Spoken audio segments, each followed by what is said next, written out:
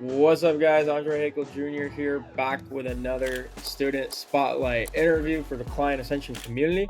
Here with a good friend of mine, Alex Tenorio, who I haven't had a lot of students on this segment that I've been able to hang out with in real life, but Alex was one of those. And dude, that was such a blast in Tampa a few months ago.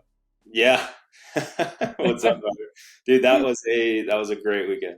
Had a Yeah, great Alex, I don't know like what the deal was, but you were like carrying around this backpack that kept like lighting up, and I was just like, this is strange, but no, was it I like a know. new technology or something, or? Yeah, I got the nuclear codes in there, bro. No, Man, that was it was so funny. It just so well.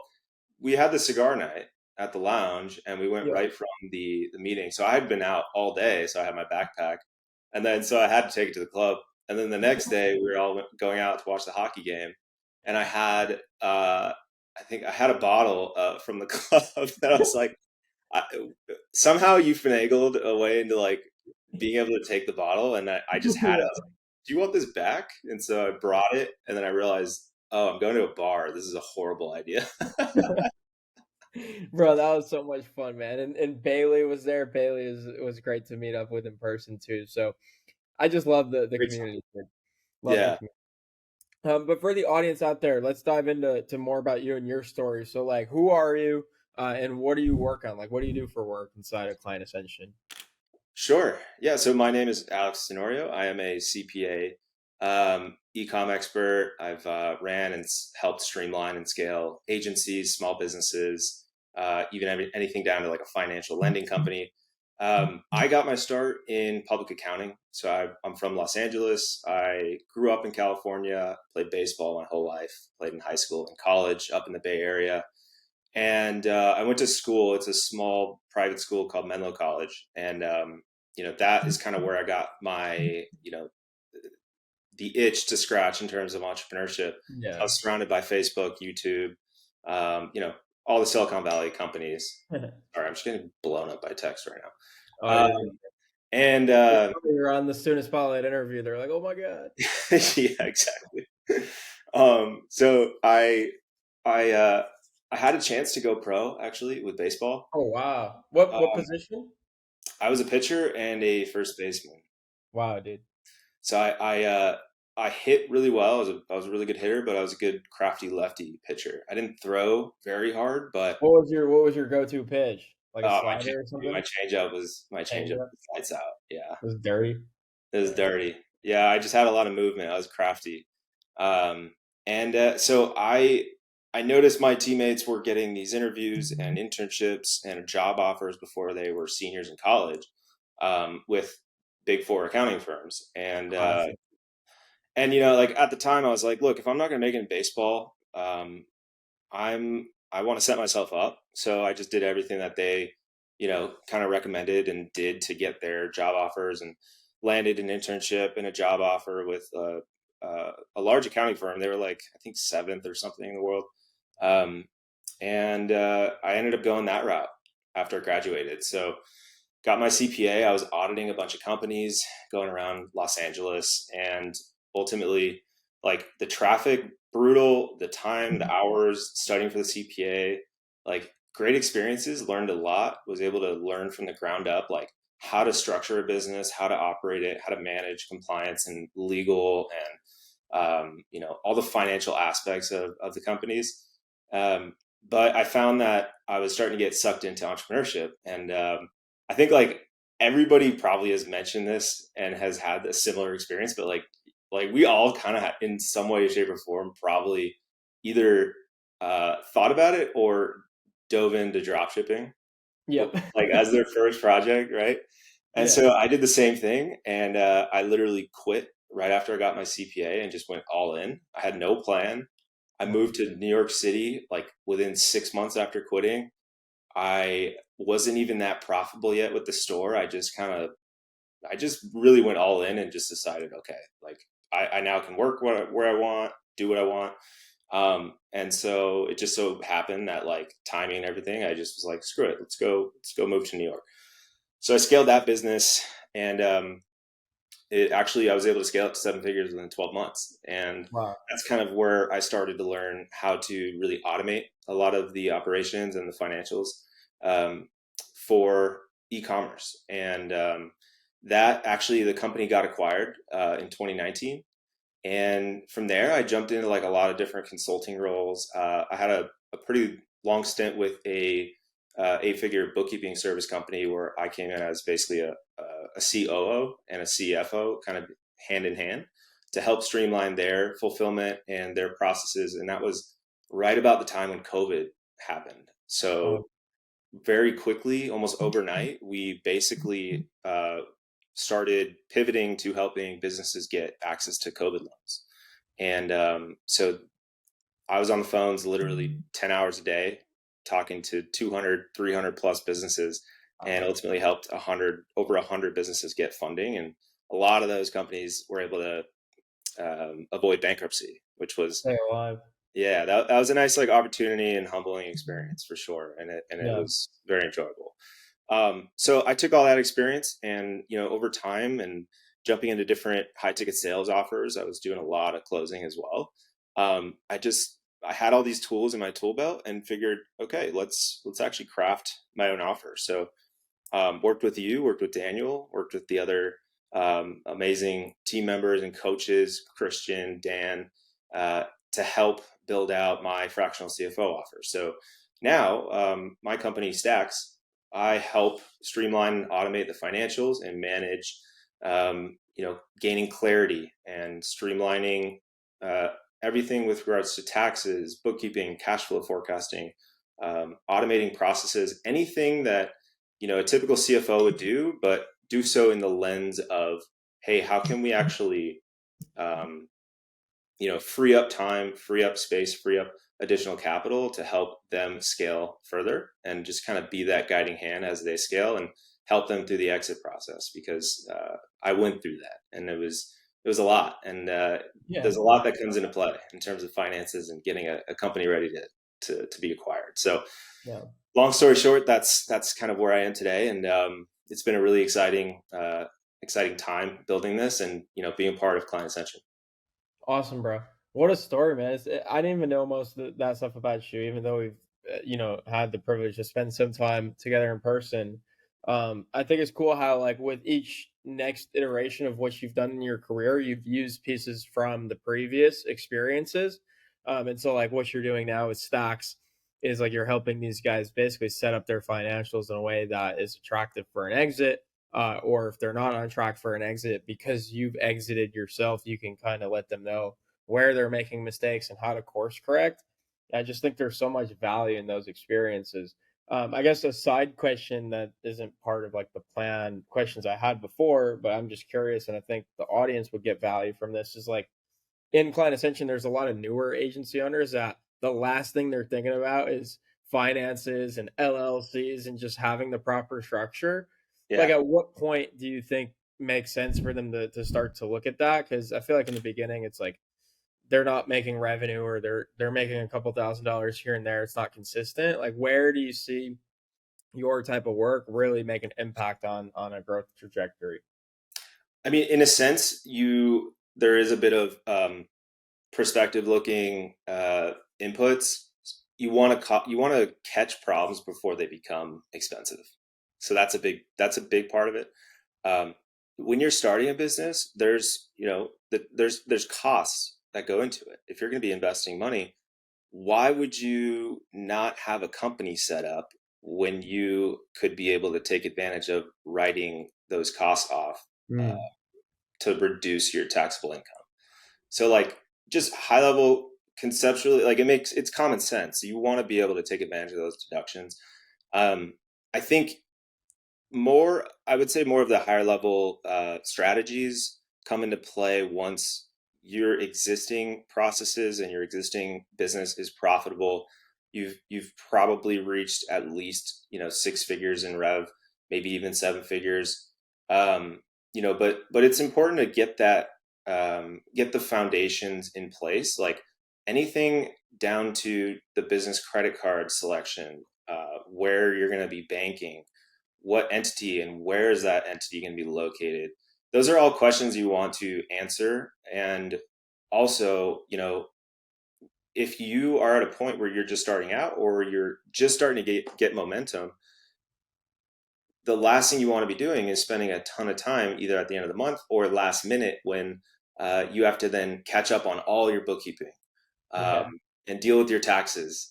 I can guarantee a lot of you guys, a lot of agency owners, are still working off of a Google sheet with kind of, hey, here's a good amount of my expenses and revenue. It's not perfect, which is fine, but ultimately, like, you're running a business, and especially when it comes to, say, if you ever need capital, if you ever need a loan, if you ever want to sell the business, if you ever want to look into even investing in like additional coaching or additional masterminds, these things are going to come into play when you look at your cash and go, can I afford this? Is this a good expense right now? Or what about my profit margins for each client? Like, what's the variable cost? And how can I increase my margins? Or where am I wasting spend? And how can I reduce and forecast my cash 13 weeks out, for example? So there's a lot that goes into it, but you don't have to have everything down on day one. I think there's an aspect where it's definitely important to just, you're so early on, focus on revenue generating activities. You don't need to have a full bookkeeping service team right off the bat, but it's something to look forward to. It's something that you need to take seriously, and having a financial partner that's there with you, guiding you, can help a lot of costly mistakes be avoided, which when I was starting, certainly I ran into. Yeah.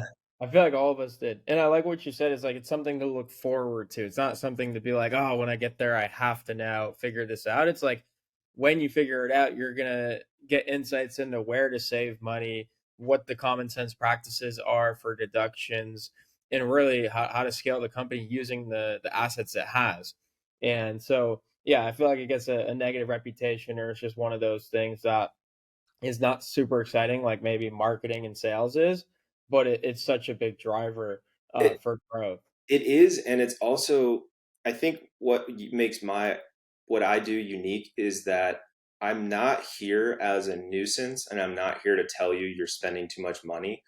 I'm actually here specifically to generate more revenue and unlock additional profit opportunities and growth strategies. Like, just like a CRO does for your ad campaigns, I'm doing for your business as a whole. Mm, And I think seeing that more as an opportunity versus a cost and a nuisance, is something that I try to educate and get through to a lot of young business owners. love that, dude. Love that. So you join Client Ascension, you probably see us somewhere on Twitter, and really your goal going into the program is, hey, like I have all this experience, I have all these skill sets, I want to figure out how do I package it together into an offer. And so I guess what's the biggest problem, or the biggest focus going into the program that you look for our help with, and how do you go about solving that? The first big roadblock I faced was actually the structure of my offer, which was initially, I actually was, so I could go on with stories, but just to get to my point of what I'm trying to make here, there was a point where I had one of my biggest clients, which I still help to this day. It's a financial lending company. I also had a full time remote job with a healthcare tech company that was soon to go public, and I was in charge of managing all of the incoming revenue, and they're well over $1 billion per year Wow. company. So I was doing a lot, and I was trying to delegate and have teams help manage both sides. Um, and so my initial offer was, hey, can I actually have a team come in to your business and set up your own internal bookkeeping team, and I'll just sell that as a service and help guide that process. Um, but day one, I talked to Daniel, and he was like, why don't why don't you just do all of that for them? And basically increase your LTV and be able to have a more streamlined approach to help provide better fulfillment. And Mhm. so in a way that there's going to be things that you don't know what you don't know when you're first starting out, but um, you know everything is there and is purposeful to within Client Ascension to help you where you are and help give you the most actionable, practical, realistic inputs that are going to help you get from one step to the next. So like you want to be able to focus on getting help from people that are a few steps ahead of you versus 100. Talking to a billionaire might not be actionable today, but talking to Andre, Christian, Daniel, Dan, you guys are obviously very successful, but you're not so far beyond, I think, most people that are working with existing businesses Yeah. that are new to Client Ascension.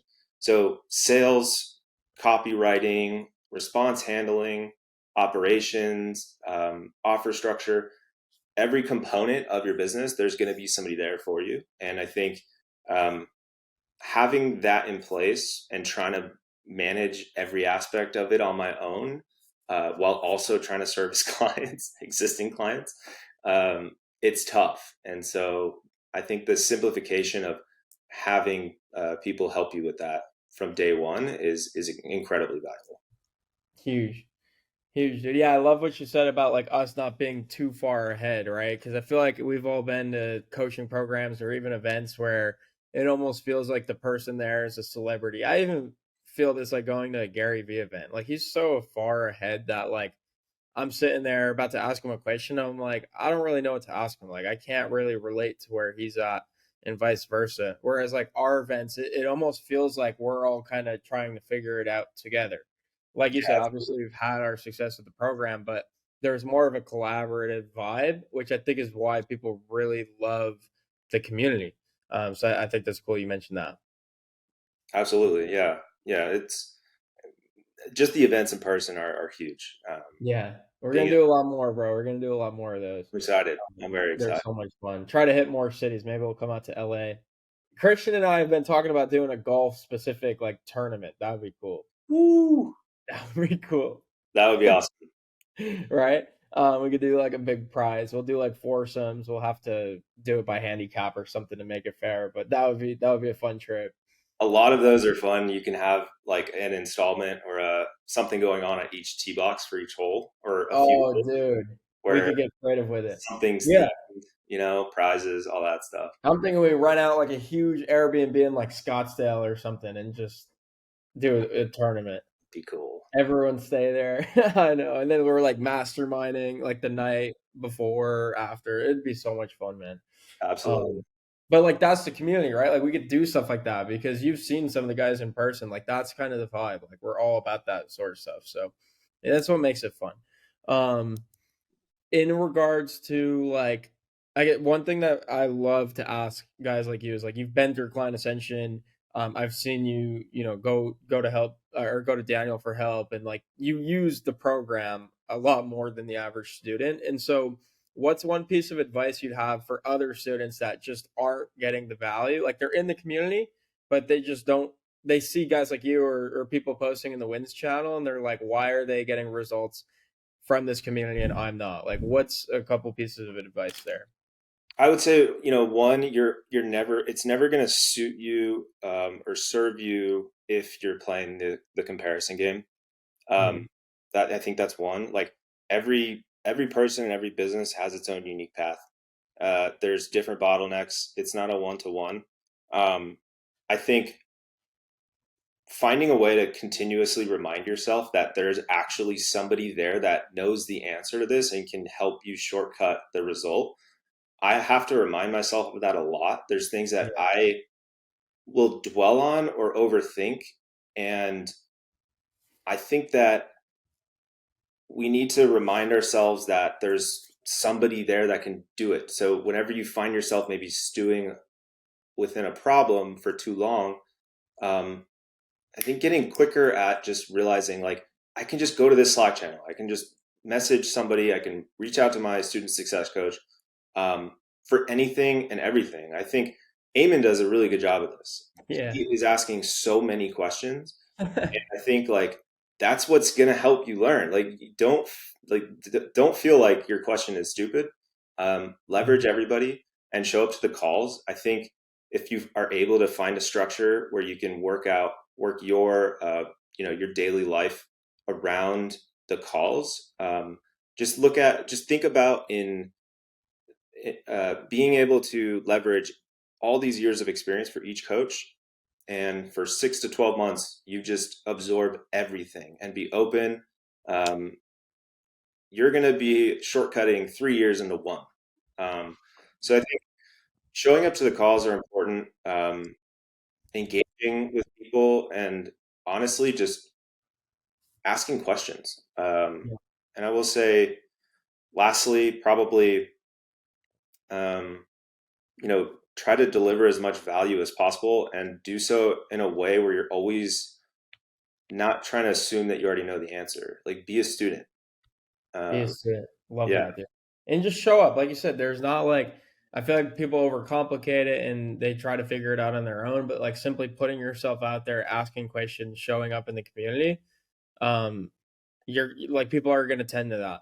And so I think it's really cool. Eamon's a great example. Like I would probably in an earlier version of myself have insecurity to ask that many questions because I feel bad or like I'm asking for too much, but like that's not at all how it's viewed. It's like this guy Eamon is looked at as like a star student because of how active and resourceful and useful he is in the community. And so yeah, definitely want to encourage people to be and like realize, like, you paid for access to this. yeah. I paid for your expertise. So, like, if I bug you, let me know if it gets ridiculous. But yeah, I'm gonna bug you. I need to know these answers. I paid for this. Exactly, exactly, and I don't get the psychology behind it, but some like people just feel bad to ask, and I'm like, dude, this is what.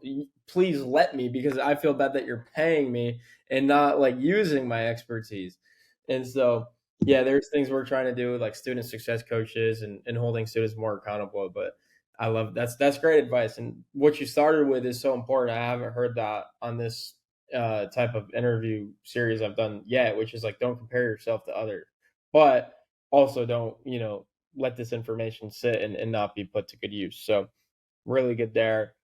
Last question is like, what advice would you have for someone not in client ascension that is starting an agency or is in the agency space? And obviously, one of the recommendations would be to join client ascension. So that's not allowed as an answer. So other than joining client ascension, what information would you have for new agency owners or just people coming up with their own offers like you did? I would answer this. I would answer this in terms of like my previous, like, personal experience. Like, I have tried and failed so many times with different businesses. Uh, that I actually have a good amount. I have a fairly in-depth kind of life event and story that is going to connect all this. That I'm kind of crafting and looking to figure out how I can share it. But um, you know, you're going to make mistakes, but I do think one of the biggest pieces that you should always try to remember is, do not try to shortcut things for the sake of, Mm, taking the easy way out. Um, doing it right means choosing something that you genuinely have motivation over and uh, an interest in far beyond what you think is going to make you money. Do not try to think about, because I saw 10 people doing this and they're doing 20,000, 30,000, 50,000 a month, that I have to too because I've had some similar experience in this aspect. No, do it's such an age old kind of piece of advice, but it's so true because the motivation and the longevity you need for something like this, I probably work over 12 hours a day, and I do not call it work. I like what I do. I love what I do. And it's because I chose something that wasn't initially fully tied to, hey, I can get to this number. So mm, um, I think realizing, like, this is a long term game. You're going to be, if you're 22, 23, 24, even 30, whatever. Like, I just turned 30. Um, we're still babies, man. And yeah. the long game 2 years from now is absolutely nothing. Is absolutely nothing. So find something you have a passion around. Find something that you have experience around, and focus on learning and listening to what the market has to say. Don't just jump into everything thinking you have it all figured out. Take feedback from the market, because ultimately, if you are trying to sell what you think is going to be best, you're going to probably fall on your face versus going to the market and having them tell you what their pain points and their problems are, and then craft around that. So Yeah. that's what I would say. Dude, that's so good. That's so good, bro. I always hear Patrick Bet David talk about this too, where he's like, lengthen your time horizon. And he's like, instead of thinking in 2 or 3 or 5 year terms, thinking 20-year terms. And that's 100%. hard to conceptualize, especially if you're like 20 in your 20s or even 30. Like you're so young, like you've only had You have one time. 20-year run. Yeah, Like even you as a 30-year-old, bro, you've only had one 20-year run. Like, it's and nuts. not even really. Like since 10, like you weren't doing you haven't even had your 20-year run in entrepreneurship and business, which is like it's so crazy to think about how much time you have, and how much can happen in that time if you show up and do, things with good intent and leading with value every single day. So that was gold, bro. Yeah, you could do this for the next 5 years and you wouldn't have even gotten started yet. I mean, it's like, yeah, patience, patience, brother. Yeah, bro. I love it. I love it, dude. You're super wise, bro. We gotta talk more. There's so many people in this community. It's like I lose track, but these interviews are. I love doing these interviews. It's really selfish of me to do these because I just get the opportunity to connect, get content out of it, of course, as well, but You're, also like it's learn. not selfish. You're being self. And so, Tom, I've been, do you know the CEO of Impact Theory, Tom Bilyeu? Yeah, of course. So I I saw went to him his, at Econ. He's really cool. I got to go to his house. Oh Um, no way. I got to, yeah. I was a part of a mastermind a few years ago, and he knew my mentor, one of my mentors. He knows Tom, and so we got to go to his house. We got to sit in on a live recording of Impact Theory, and he talked about being selfish, and one of his points on this was, and for you as well, like you just said, selfish, but you're not being selfish. You're being selfish in the service of others, and Mm, that is something that like is outside of your control. If people are going to think you're being selfish, you're actually doing a very quality service of being able to use your platform to help others. So um, yeah. just And it's like fun. It's like I'm not doing this like, oh, just to help you. It's like this is fun for me too. So that's where I think that comes from, which this is great. Yeah, I love what you're doing. I love doing these too. I could talk all day. yeah, me too, bro. We got to bring you back to Tampa and do a stick talk episode to get the full length content. Would But love to. Would love to. that'd be great. But for the time being, that's all I have in terms of questions. The last one though is just where can our audience find you, follow you, and learn more about what it's like to work with you? Yeah, absolutely. So my website is stackscfo.com. My Twitter, you can probably link down here. It's Alex Tenorio with two X's, I think. YouTube, youtube.com/Alex Tenorio. And, any other links, I'm sure we can throw in there in the description. But yeah, that website will show you, what more about what I do and how I can help your business, whether it's a small business, agency, e-com brand, or any other really real industry. Everybody needs accountants. Absolutely. But the door's always open. Feel free to DM me, and I'm always happy to answer questions. For sure. And I always like to say too, is like a lot of Client Ascension students watch this. So the easiest way probably too would be Slack DM. Slack, yeah, Yeah. exactly. That's great. Awesome, man. Thanks so much, Alex. This was great to learn more about your story, how you got started, what Client Ascension has helped you with, and your advice for the students and just agency owners in general is some of the best I've heard. So I just appreciate you sharing that with us. Oh, I appreciate that, man. That means a lot. Yeah, this has been awesome. It's been really cool, and I look forward to like just connecting with you guys. And it's been just honestly such a positive event for my life to be a part of this. So Hell yeah, it's dude. exciting. So Love to appreciate hear you. that. Thanks, bro. Appreciate you. Good chatting.